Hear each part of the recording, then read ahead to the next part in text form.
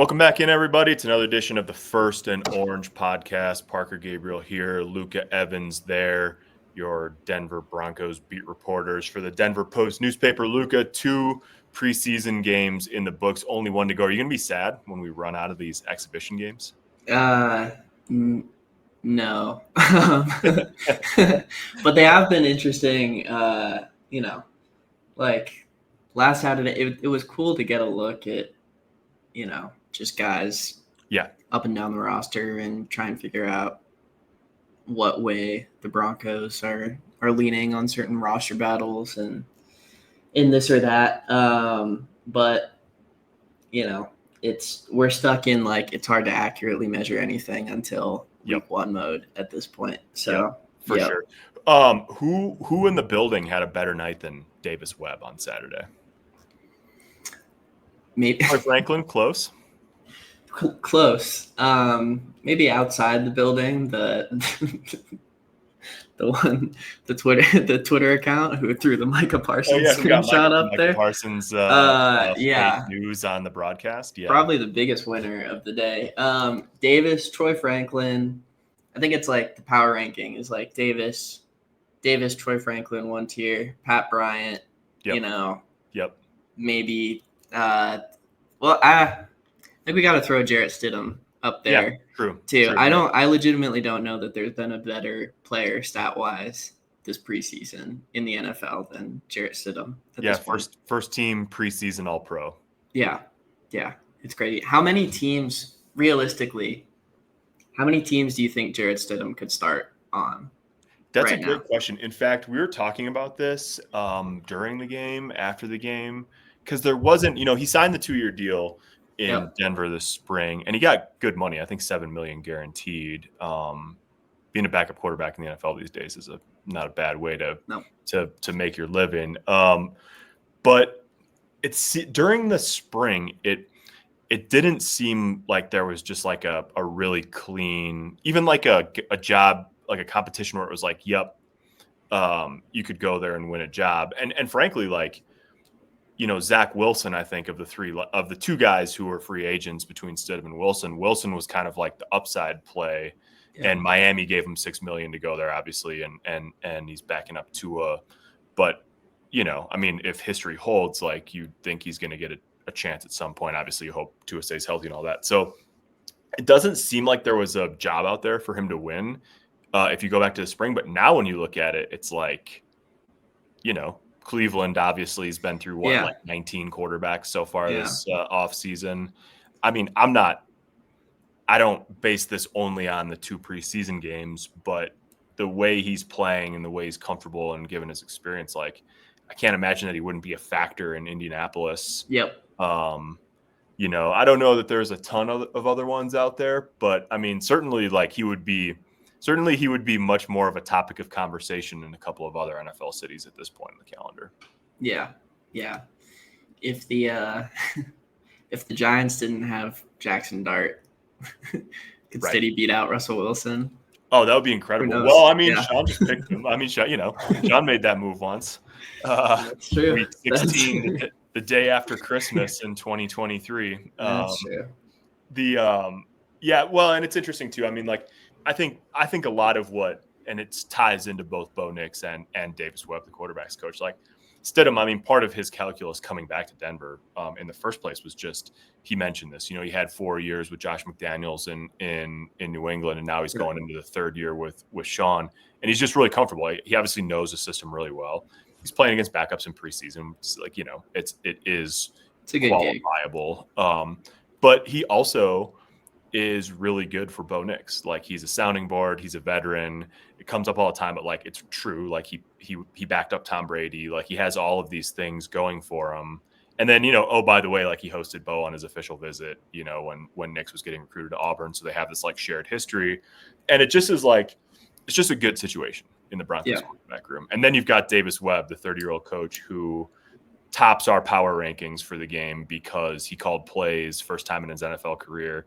And again, backup fest mid-August and all of that, but 562 yards and 7.8 per snap is pretty solid for your first time doing it. Better apparently than Sean Payton's first preseason game calling plays. Yeah, and I think the most impressive part, I think when everyone really tuned in that it was Davis Webb, in fact, calling plays, was that 2-minute drive towards the end of the first half. Just kind of, you just spread out Arizona like sideline to sideline, and they scored almost arguably too quick, but like just machine like so fast that they got the ball back again. Yeah, literally. Yeah. And almost could have scored again. So really impressive. And then to kind of pivot this towards roster questions, the other member of that quarterback room, Sam Ehlinger, I think 14 of 16 on the night. Like, I don't think you didn't come away from the second half going like, he was insane, but the stat line kind of speaks for itself. He's had a really good camp, I think, all things considered. I don't, not being here last year, I don't think the same kind of camp or single day that Zach Wilson might have had where you go, oh, that guy's got to be on the 53. But, Sean Payton did say that they're weighing essentially carrying 3 quarterbacks again. And he said he likes Ehlinger and the pocket mobility and that sort of thing. So what do you do if you're Denver there with him? Because, you've got to, like, Ehlinger's not beating out Stidham for QB2 at this point. Like, there's the hierarchy set. So what do you do, if you're the Broncos there? Yeah, it's interesting. I think I've sort of moved on this some over the last couple of weeks. Like, I think that there's a good argument for keeping Ehlinger, and I can lay it out for you, hopefully somewhat succinctly. I talked to Davis last week, mostly about Bo Nix, and some of that'll be like, magazine stuff that's coming over the next couple of weeks. But I also asked him about Ehlinger, and he said that he liked him, just watching him warm up a few times over the last couple of years. Obviously, they watched a ton of tape on him, and thought that he had some upside and was excited to work with him. And the thing that stuck out to me about, what Davis told me about Ehlinger was they knew they wanted a third quarterback, obviously, this offseason. And he said we didn't look at very many, but we looked hard at him, and it was an easy call. And so to me, like, it just was a pretty strong endorsement. Now, like, obviously, position coach is liable to do that with his guys, but like, I think they like him. I think they think he fits well in the room, and he's athletic and all of that. And then as far as like the roster conversation goes, the case against is just that you've got good players at other positions and you're trying to maximize, talent in 53. And there's probably a guy out there that you have to leave off to take a third quarterback that, you have to make sure that's not a guy that's going to get scooped up somewhere else. So that's a tough call. The thing about a third quarterback on the 53-man roster, though, is you get a little bit of a discount on it, because it's convoluted, but if a quarterback's on the 53, you can declare him as your third quarterback, and he doesn't count against your game day actives, like your 46 that are up on game day. If you have a quarterback on the practice squad, you can elevate him from the practice squad as many times as you want over the course of the season, but you can't make a practice squad guy the emergency third quarterback. So, like, he counts on game day. So to me, like, the real question here is, can the Broncos keep the guys at other positions they want to keep? Doesn't really matter whether it's at the, if you're the 53rd guy on the active or the first guy in the practice squad from a team perspective. Right. Or, like, because if you can, then it's worth then you want to keep him on the 53, because then you get him as a security blanket, an emergency third guy on game day for free in terms of your game day roster. But obviously there's the 53 complication. So maybe as we go through the position battles here, we will, it's not really like, is Sam Ehlinger worth the third quarter? It's like, can you do that, and whatever your last guy was going to be, and feel comfortable with everyone else on the bubble? Yeah, I think that's the roster math. I mean, from our machinations, I think you can, but it'll be interesting here. I think at this point, to dive into the 53, which Parker released or put out a couple days ago, I believe, after the Saturday game. Running back, Sean Payton said he felt like all the guys who got snaps played well, and it didn't make their decision any easier. But if you step back externally, it seems like, the plans are pretty set at this point. And, you obviously have RJ Harvey, J.K. Dobbins. I can't see them cutting Jaleel McLaughlin, as much as Blake Watson has flashed at times in camp. I think, McLaughlin offers basically, a more well-rounded package. And then, Tyler, have we settled on Bidet or Beatty? Yeah. Bidet. Until further notice. He seems like the fourth back just in terms of hierarchy right now. I think the other factor there is, he's already snuck through waivers to practice squads a few times. So they could elect to try and do that with him again. But, I mean, he's been pretty clearly, I think, the fourth best back or the one in that room. And then that leaves Blake Watson and Audric Estime on the outside of the bubble potentially. Yeah, those were the four that I picked. The two top guys are obvious, and then I took McLaughlin and Bidet in this. I think there's still some ball game left here. Like I do think it's possible that Estime could play his way in. And then like the thing about this, like that, I think sometimes it's part of the job for Sean Payton and George Payton and the pro scouting people is to have an educated guess. You can't know for sure, but to have an educated guess. Because there's a world in which if you like Audric Estime, but you don't think he's in your plans for playing right now, like if your pro scouting people come to the decision that you can get Bidet to the practice squad and you probably cannot get Estime to the practice squad, then like it becomes an easy call. You keep Estime and you try to get Bidet to the practice squad. The issue is just like when you have real expectations, you're trying to make it, and you have sort of like a defined role for Bidet. You think he can maybe generate some big plays, and then he's maybe your second best pass protector after J.K. Dobbins. Then the question becomes like, what's your risk tolerance on being right on that assessment? Because you can play it safe and just take Bidet, roll the dice with Estime, and say if we lose him, we lose him. The other interesting conversation here, Luca, is like, I mean, how many times do we talk about this running back class from the draft perspective, right? Yeah. And so like I hear a lot of people say, well, there might be a team out there that had a high draft, a pretty high grade on Estime, and maybe they'll take a flyer on him on waivers. Definitely possible, but we just also had like an all-time deep rookie running back class. Yep. And so like, I mean, this is literally happening with the Broncos. A year ago, Estime was a guy mid-season. Sean Payton said, "Yeah, I need to see more of this guy in the second half."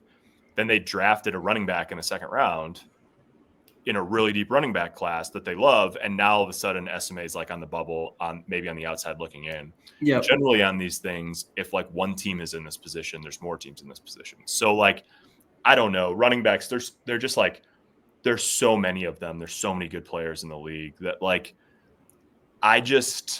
for as much as like Audric Estime is like a conversation point and he's an interesting player and all that, like I cannot see the Broncos decision makers here.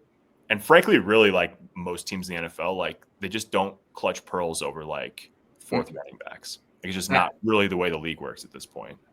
And I think with him, the conversation's a little more interesting because, you've made this point before, like Blake Watson has flashed a ton in camp, and I'm sure he's going to get his, he's going to land somewhere at some point. Yeah. If it's not in Denver. But those guys seem like kind of they grow on trees a little bit more in the NFL in terms of his archetype. He obviously, I think he's got a lot of receiving upside, and I think that maybe sets his profile out a little bit. But just in terms of, guys that can break things off to the edge and hit holes hard and, have the speed to accelerate. Like, I think the conversation with Estime that's interesting is there just aren't that many like good 230-pound backs in the league. And, he's got the pedigree, Notre Dame, like He's got a track record. He did some things last year. Yep.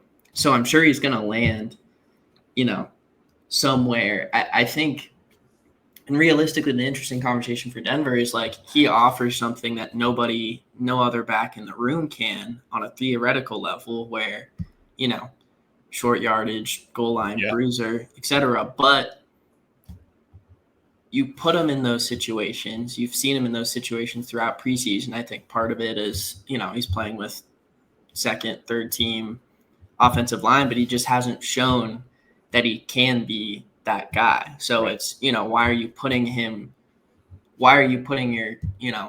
faith that you want a guy in that role right now if he can't, if you don't have the tape that he's going to be that guy right now. So, I mean, right now I think just Tyler Bidet in terms of like, yes, his skill set might overlap a little bit more with, McLaughlin and J.K. Dobbins in terms of the pass pro and this or that, but he's just shown more in what he can do and what he brings to the room at this point. Like you said, things can always change within the next couple of weeks. Yeah, and Dobbins is just, the injury history can't really be ignored. And I think like if he had a high ankle sprain and was going to miss 3 or 4 weeks, like who would you put in on third down? And you made this point, very astute one. It's hard to tell when you get into phases of preseason games and all that, but it's just like third down work. Like, and even Sean brought this up last week too, of like, who's in there on third down if Dobbins isn't in there? That's sort of an open question. And to me, like right now, Bidet looks like the best suited to do that. Now, it doesn't mean you keep him over one of those other guys if you think the other guy just has a much bigger role that he could potentially fulfill. I don't know. There'd be a little bit of anxiety in jettisoning either of Estime or Watson just because there's potential there with both guys. But that's that's part of having options, and you can't keep them all. So at some level, you're in the good problems to have territory if you're talking about risking losing guys that you think might be able to play someday. And Sean Payton has said that. I don't know if specifically pertaining to the running back room, but he's, the depth on this roster that he sees this year is there are going to be guys that get cut and end up playing somewhere else. Like he said that pretty adamantly.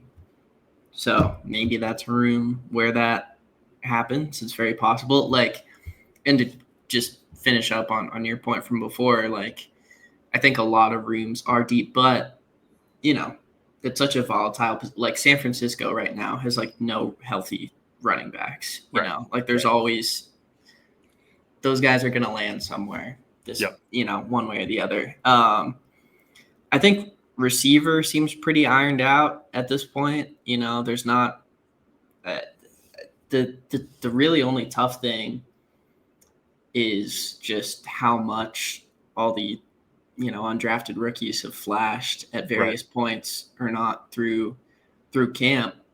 So, is there a team out there that's going to pluck, one of those guys off waivers? Maybe, but you can't really, you have your 6 of,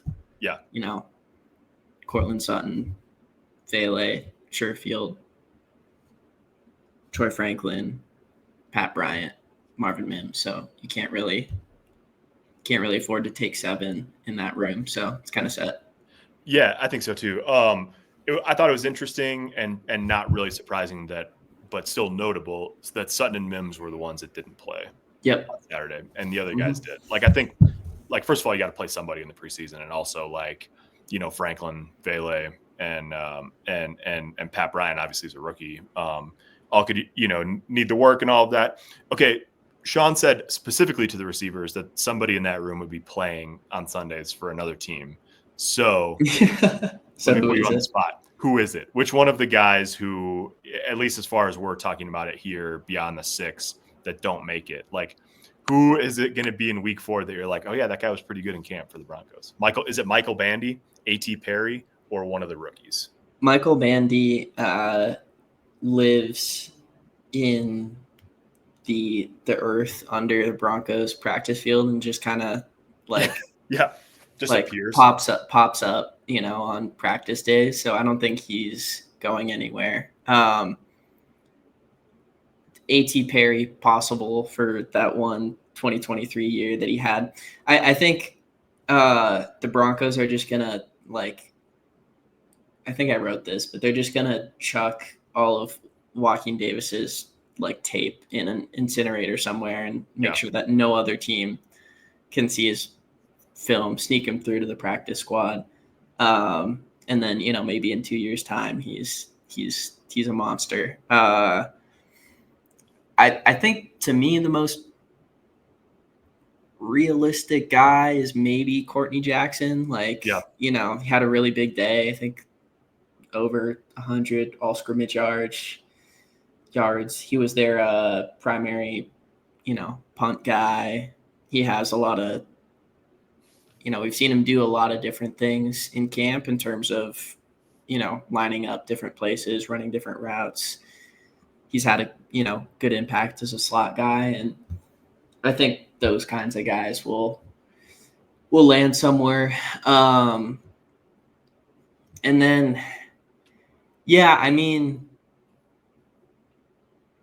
I'd say probably him. I feel like Kyrie Rowan ends up on the practice squad. I could see that. And I think the X factor there is Juwan Newton, because he's been had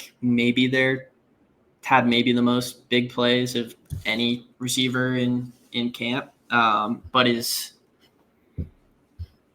skill set seems a little bit more limited than the other guys. So I probably put my bill on Courtney Jackson there. I think tight end is in a little bit of limbo at this point because of the Nate Adkins injury, and then you just don't quite. I mean, they just have to make the call on Caleb Lohner. Probably not a contributor right away, but they did this with Blake Watson last year, where they kept Blake Watson on the initial 53 last year, and Sean's sort of stated rationale for that was, well, there were 6 or 7 other teams that we were competing for when he was a college free agent after the draft. So we know there's interest in him out there. They didn't want to put him on waivers and risk losing him. Lohner feels like that to me, even though obviously he's a draft pick rather than a free agent. Well, that's why they pulled the trigger on him in the 7th round in the draft, because they knew he was going to get, So So I think, obviously Ingram, Troutman, easy calls, and then after that, I don't really know. I think basically in this projection that I did, I sort of figured that right now the next week could change this, right? You have another injury or whatever, could change your math. But the way that Sean Payton has talked about the injuries to Nate Adkins and Drew Sanders, I for right now just sort of would project them to start the season on injured reserve first 4 weeks and then kind of go from there. So if you take one out of the equation, I don't really know what to make of that group at this point. Beyond the top 2, if it's do they keep Krull? Do they keep Priestcorn? Do they maybe Sean's done this before, go really light there and just take 3 with one of them being a developmental guy, try to practice squad the rest so that you can start the season thick somewhere else. I would be tempted to do that. Yeah, to me, I think Krull is probably likely to end up somewhere else at this point, just because, he has a little bit of a track record, but also, there's just not, if you have, Ingram's going to play a ton as a pass catcher, Troutman's going to play a ton as a blocker, and Lohner's your developmental guy. And then if there's an injury there, you bring up Caden Priestcorn from the practice squad. He's shown enough that he can capably fill in snaps. As long as he doesn't fumble on the goal line. That was a bummer. We were about to get, The Priestcorn hype train was there was coal in the engine. The smoke was starting to come out, and it was about to start rolling, baby. Yeah, and then he got. But I think it was interesting that they were lining him up at fullback on a lot of reps, and that's a versatile guy. So definitely a good practice squad piece. I think that and then the O-line also looks pretty set. I mean, it's fluid because it's the O-line, but the backup seemed pretty set, especially with just a really, really devastating injury to Nick Argillo. He would have been the one guy that I would have sort of wondered, like, would he make a run right at the 53? But that's obviously moot now. He's going to miss the rest of the year. Yeah. I mean, we saw the second team firsthand. Forsyth, Will Sherman, Throckmorton, Matt Peart, and Palcho. And then you've obviously got Frank Crum in the mix too. What did you put on the 53-9 that they were going to take? 9. Yeah, so the backups being, I think it's sort of what it looks like right now, and the way that it's gone in the game so far is like, I think it could end up being that Palcho sort of like they have interesting versatility in an interesting way. Like, I feel like Palcho might be the primary backup at right guard and right tackle, and then Peart at left tackle and left guard. Yeah. And then, so it's like you have like your right side guy, your left side guy, and then Forsyth is like clearly the number 2 center. Yeah. Those 3. And then I think I kept Crum just because guys like that don't grow on trees. Frame. And they kept him last year. He's developed some. So I had him at 9. And funny enough, like, this just speaks to the continuity. Like, I projected the exact same 9 that made the initial 53 last year. Yeah. I could see that. I don't know that there's been any massive shifts in the room from a developmental, standpoint. I would have said Gargiulo would have had the best camp to try and crack that group from last year. But it's always interesting too, because offensive line, and this just is like, I mean, if you played offensive line or if you're a, whatever, like, there are people out there in the analyst world that, I mean, like the, Brandon Thorns of the world that just like, they do this really well. They evaluate offensive linemen really well. I cannot say that I do it very well. And so you're always like, I always leave open the possibility with offensive line that like they're seeing something with one of these young guys that like I don't pick up in individual work or whatever, 9-on-7 at practice. Absolutely. So like, I don't know. I haven't heard or seen that there's a, Xavier Truss or Clay Webb or, sort of that young group, Marcus Cox, that is like, hey, listen, like, this guy's going to make it. Yep. But we'll see if any of that springs up. Funny story there. I was talking to college linebackers coach who was watching camp, just visiting, a few weeks ago. And he's like, who's number 55? And I was like, oh, it's Jordan Turner, undrafted rookie, Michigan State. I'm pretty sure it was Jordan Turner. Otherwise I'm telling the story wrong. But no, he was like, he's a good player. Maybe I don't know what I'm talking about, but he's a good player. Now, all these weeks later, you look and like Jordan Turner's like a sneaky 53-man guy. So that's very possible that there's something there. I actually, Parker, if you didn't know, in San Francisco, I did play offensive line. You did? In high school. Yeah, I was a big You're a strapping left tackle? Yeah, I was a blindside protector. No, my high school didn't have a football team. You're only like 160 pounds from being able to play. Yeah, just like a few protein shakes. So, and then D-line, I mean, the biggest question there, I think that the position battle that just seems to continue playing out is, Jordan Jackson versus, Aoma or Wazirike there. So that one's a really tough call. I mean, to me right now, like, and maybe it's just because of the penalties the last couple of weeks, but, I mean, Jordan Jackson is less upside, but he's just had such a consistently good camp that it's hard to envision cutting him. And I just keep going back to last year, like how emphatic they were that he did make the 53. Obviously they have more depth this year, but if he was a rotational piece last year, is having a good camp, made it as easily as he did, he's got a lot working for him in his favor. So I probably lean like 53% towards him right now, but that could kind of go either way there. I think I did the same actually. And I mean, he and Uwazurike both made it last year. Yeah. And Uwazurike, they kept, even though he was like clearly sort of like working his way back into shape after he was suspended for the whole 2023 season. It's a tough one. Like, I think there's so much more made of the waiver claim, you're going to lose a guy on waivers, than what actually ends up happening in the NFL. Like, I think the number's been in the 20s or right around 30 each of the last 2 years of guys that actually get claimed. Yeah. And like last year, I'm pretty sure it was Carolina last year claimed like 7 guys. Like they did like a fourth of the entire league's worth of claiming. But what happens is you see the guys that get claimed are off of strong rosters. Like last year, it was like Buffalo and Baltimore had the most, and then there were many teams that lost nobody. And so, like all of that is to say, I don't know how many guys the Broncos are really at high risk of losing on waivers when they make this cut down.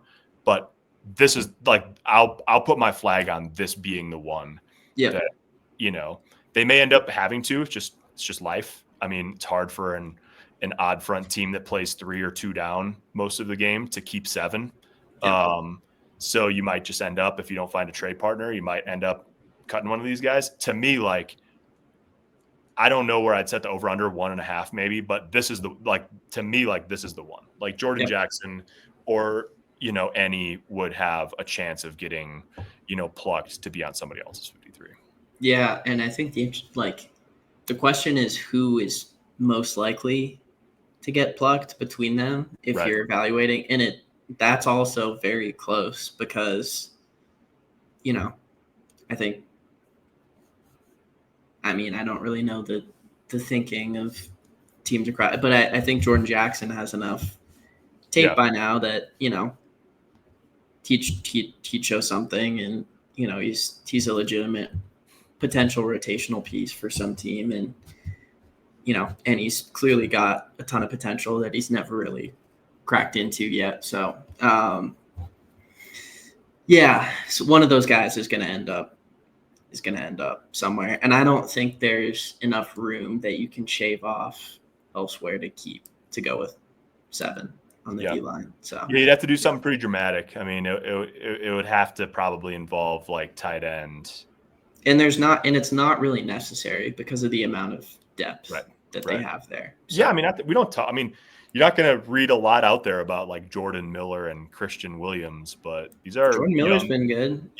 Young guys that are probably like practice squad types that, put them in the pipeline with Jamar Cain and see what happens over the course of the year. And if you have to fill in and, guy has to play like 5 snaps or whatever in a game, like, and that's to say nothing of Savion Jones, who like, they traded up for, they took at the end of day 2. It's obviously going to make the team, and it's going to be interesting to see if he can sort of like play his way into, end of the rotation or spot duty or whatever over the course. He had one play against Arizona where he's going against the center, and he just pushes him. He doesn't even bull rush him. He just kind of slowly pushes him.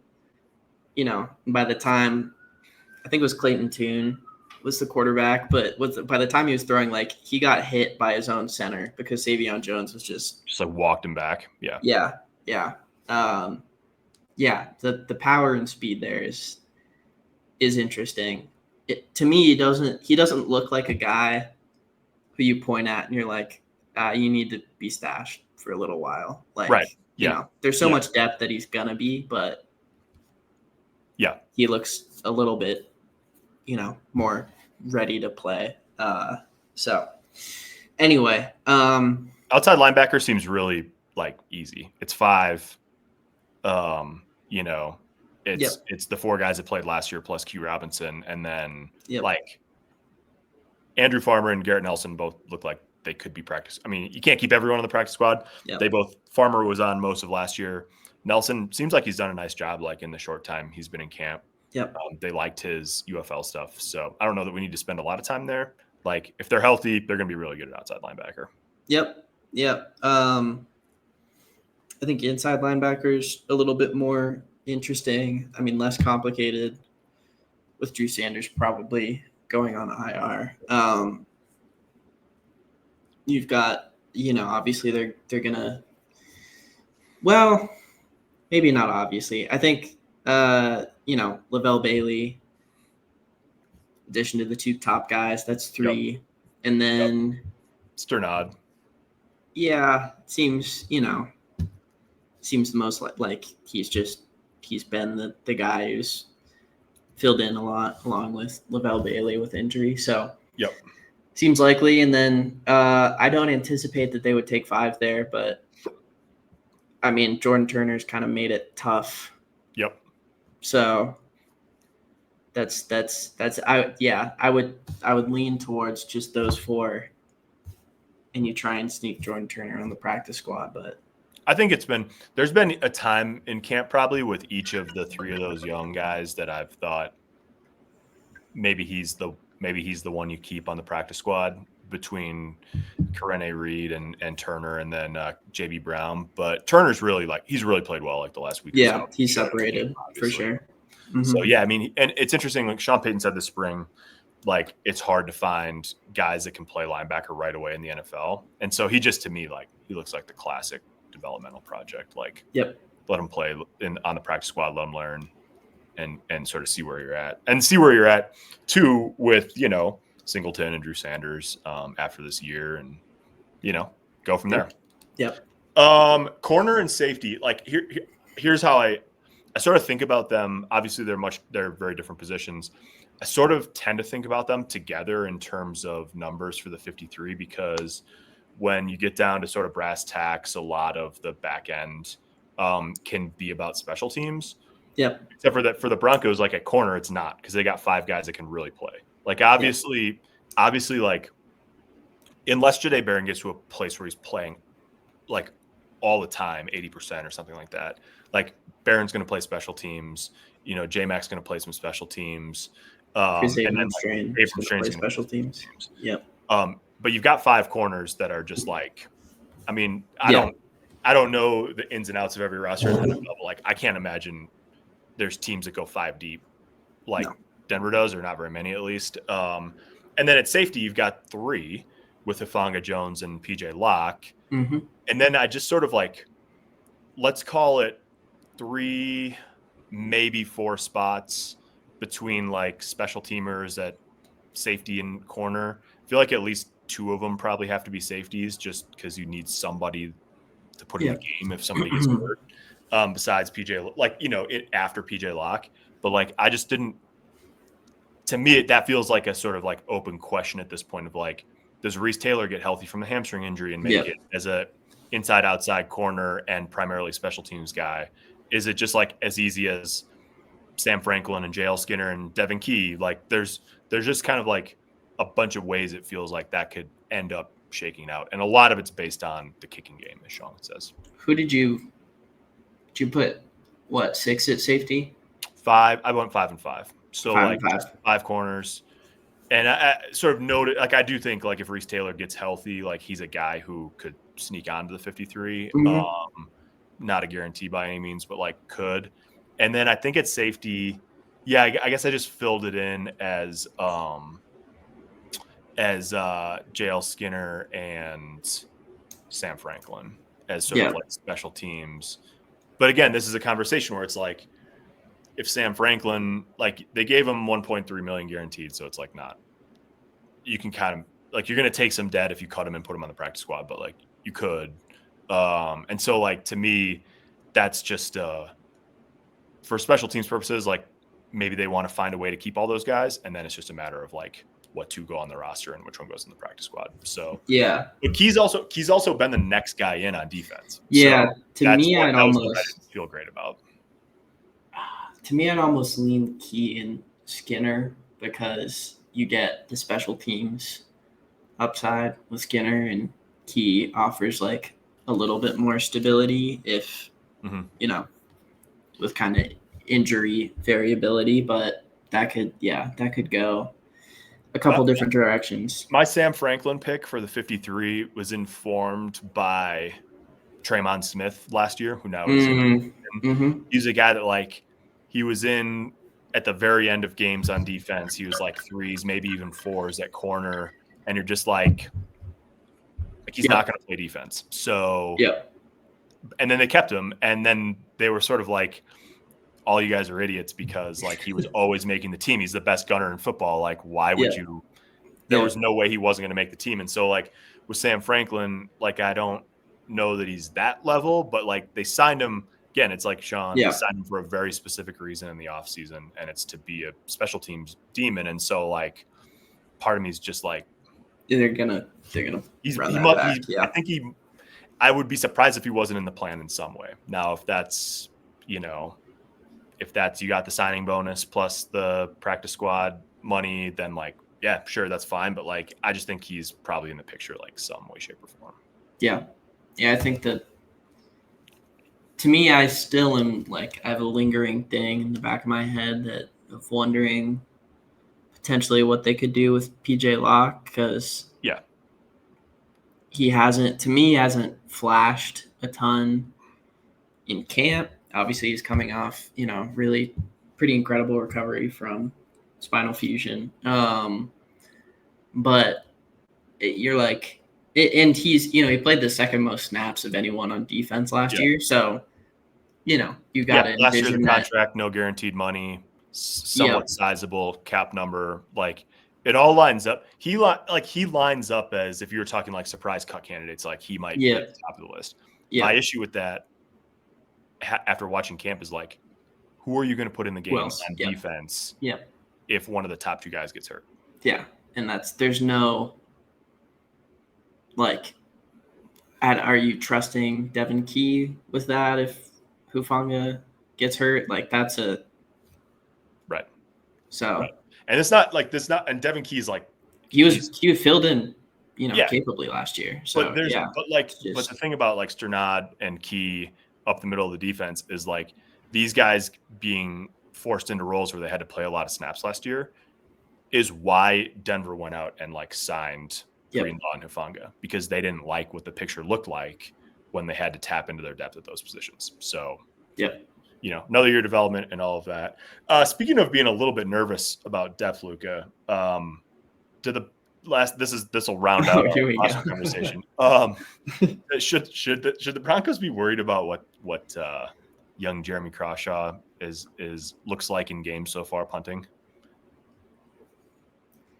So I mean, they're in a little bit of a tricky spot there because they spent a 6th-round pick on him, and he has the leg. Yeah, he's got a lot of talent. He's got a rocket, but it's there just hasn't been any like it's been like there hasn't been consistency to it. And if you're in the Broncos position that you're in right now, you really do not want to lose a game because of poor field position in the punting game. So, especially with how important like they've preached special teams plays. So, I don't know. I think to me, this next week against New Orleans would be pretty important for that. But I don't. They're so thin in terms of. Not thin. There's such like a fine margin for error on roster spot that I can't see them like. They won't carry 2. I mean, they won't. They won't carry 2. So it's like Crawshaw or. Yeah, I can't see them like re-signing Matt Hack at the buzzer just to come in and compete with Crawshaw. So. And part of the problem is like part of what they ran into. I don't know the problem. Part of what they ran into in free agency is like there weren't very many guys. Like they ran a couple. They signed other places. They brought Hack in for the offseason program. And then they drafted Crawshaw. So if I'll put it this way, if it's rough again on Saturday and a veteran, a sort of proven veteran somewhere else gets cut, on cut-down day, I think it becomes an interesting conversation. Like Absolutely. I think they end up going with Crawshaw, and I think that he'll get some time to sort of like develop a little consistency. I mean, they've invested in him. He's got a huge leg. The talent just jumps off the page. Just like, to use the Sean Payton expression, there can't be like too many fireworks that going in the other backyard. Yeah. So that you're exactly right, man. They got Super Bowl aspirations. You can't lose a game because of punting. Is not. You don't have the margin. You don't have the margin on the roster conversation. You definitely don't have the margin in the AFC West. So, that's quite I didn't even think we'd go like position by position all the way through. But you go. There we go. Yeah. All your 53-man needs. Then we'll come back and do it all again. Yeah. Next week probably. So yeah. I think, to me, like there's a bunch of guys in spots, but let's just wrap it up this way. How this feels like a pretty stable roster to me. But Sean Payton has also surprised us in some way, like each of the last 2 summers. So where do you peg the odds of a surprise, or of this conversation sounding a lot different, a week from now? You mean like a surprise, like riser, or like a surprise, like this guy's on the bubble, etc.?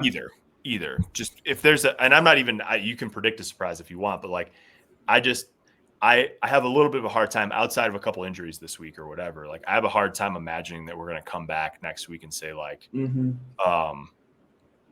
boy, there's 4 guys we didn't even talk about last week that suddenly seem like they might be at risk of not making it or something like that. No, I mean the guy that the guy we haven't touched on, I really don't like. I mean, we've kind of gone through it. Like, at this point, I wouldn't be surprised to see like Jordan Turner sneak his way in there. I mean, the guy we haven't talked about is Damari Mathis, because he doesn't look like he's going to make it. I mean, it's just what it looks like from here.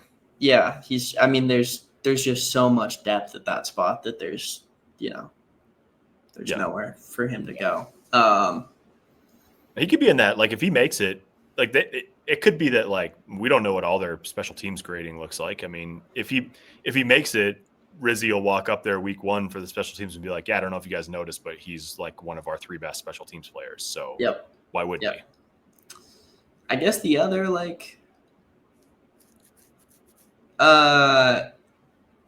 didn't Keydron Smith sneak his way in there? Yeah. He played quite a bit on special teams last year. That's where I'm like, I think that's where I think there's going to be one or 2 guys that they take for special teams that were like, that's gonna. Yeah, I think as the running back room sorts itself out, and then sort of like figuring out how the special teams numbers work across several positions, inside linebacker, corner, and safety largely. And then just sort of depends on health in the tight end room. Like, those to me are like the biggest, not that there couldn't be a surprise somewhere else, but those are sort of the areas where like maybe there could be. And then obviously, 2 or 3 at quarterback. That's kind of my hot sheet of things to watch over the next week. Yeah. Yeah. It doesn't seem like there's not a ton, at least peripherally, left unanswered at this point. So and that's that's a good place to be as a roster. We will be over a little bit different practice this week. We'll be over there Tuesday, Wednesday, Thursday. Friday's a travel day to New Orleans. Have all kinds of coverage for you on Saturday from the Superdome. Be nice and cool in New Orleans in late August, I would imagine. So we'll see how that goes. It'll be fun. And a week from now, we'll be talking about the last day before they cut the roster down to 53. So we're getting there. There's real football on the horizon, as much as Luca would like the preseason to last forever. And we will have it all covered for you. So for Luca, I'm Parker. All the latest at denverpost.com/Broncos. Thanks for watching. Thanks for listening. We'll talk to you again next week.